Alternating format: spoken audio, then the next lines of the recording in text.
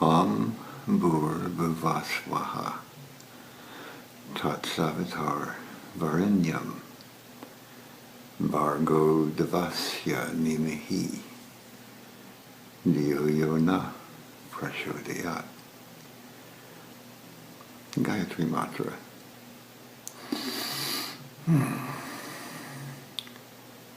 In the recognition of the Divine One, may our intellect be so enlightened.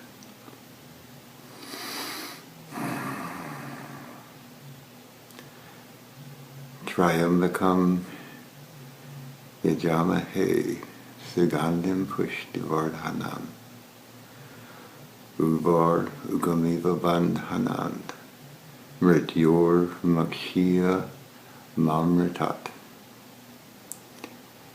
Mahashiva Mantra.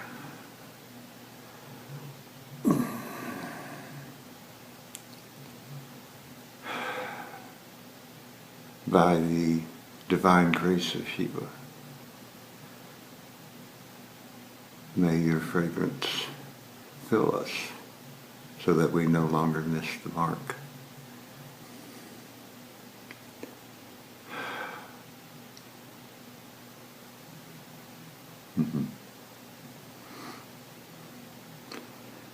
May the tangled vines of Maya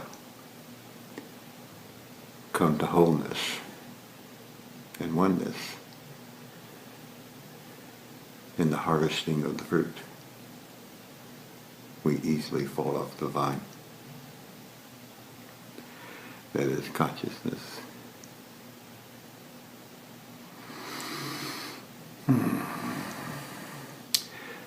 So how do these mantras play themselves out in our lives? There's a simple story of Abraham Lincoln. He was standing in the halls of power in Washington talking with a friend. And one of his political opponents walked by. He didn't acknowledge him, he just kept walking. Abraham Lincoln turned to his friend and said, "I don't like that man. I must get to know him better."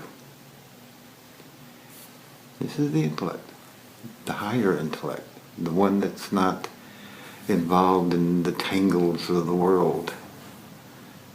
It just knows what's right and urges us to do what is right.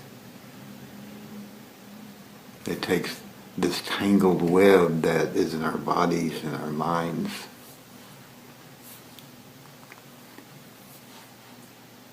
and brings about wholeness. In that simple statement, I don't like that man. I must get to know him better.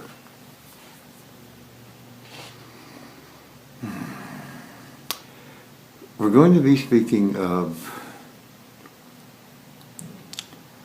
fatalism, a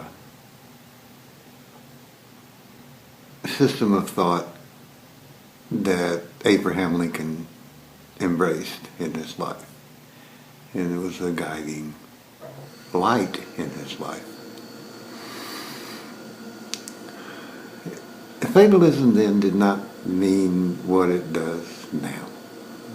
Fatalism today is like doom, This is going to happen, That happened, and because of it, this is going to happen, or these are the circumstances, and this is what's going to happen because of it. Take the time element out of it. Mm-hmm. When time has no direction, neither forward nor backward, and when it does not have direction, neither not forward, neither not backward, what is left to time? It's right now.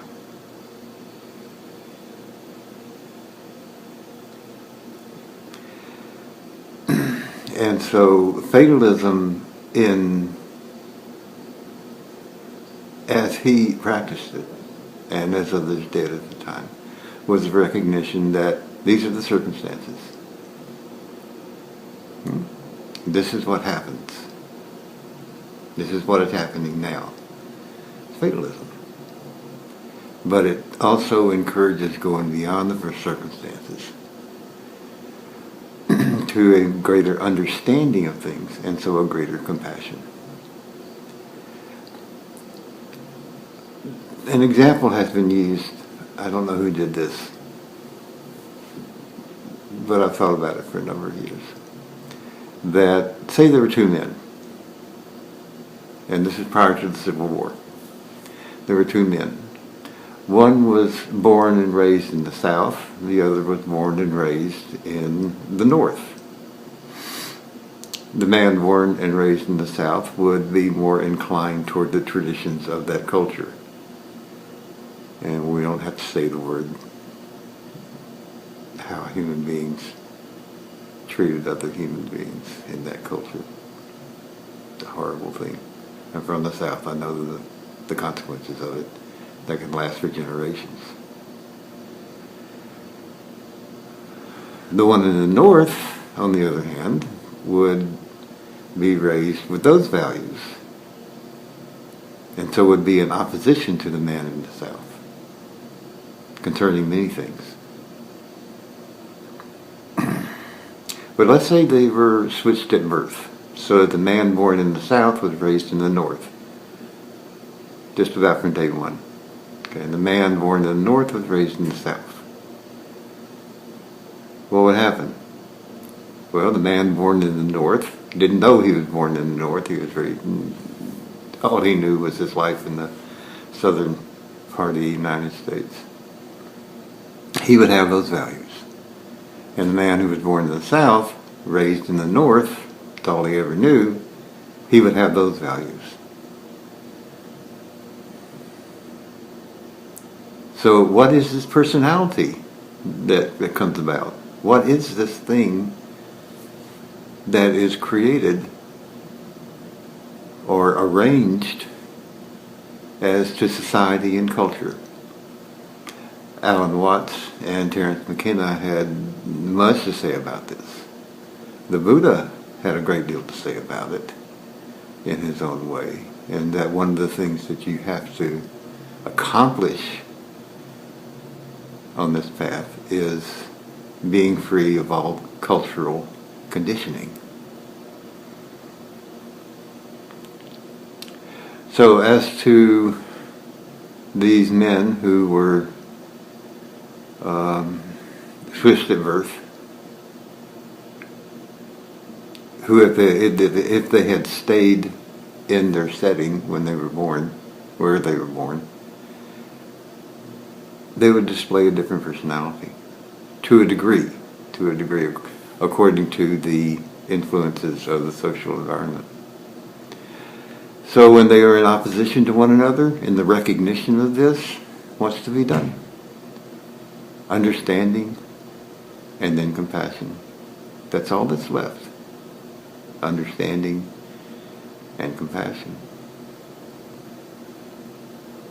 And so are we all. And so is this world that we live in, we think we experience accurately, and we don't. You might say it's the conditioning of the senses that we experience this world in a particular manner. But it's what we have. And this begins now. Whatever it is, it begins now, and it begins with perceptual experience. And then you move on to, the enlightened intellect. Isn't that simple? And it's usually done in a very simple way, such as with the example of Abraham Lincoln. I must get to know him better. Well, same is true here. Something about yourself you don't like? Get to know yourself better. And do so from the standpoint of understanding and compassion.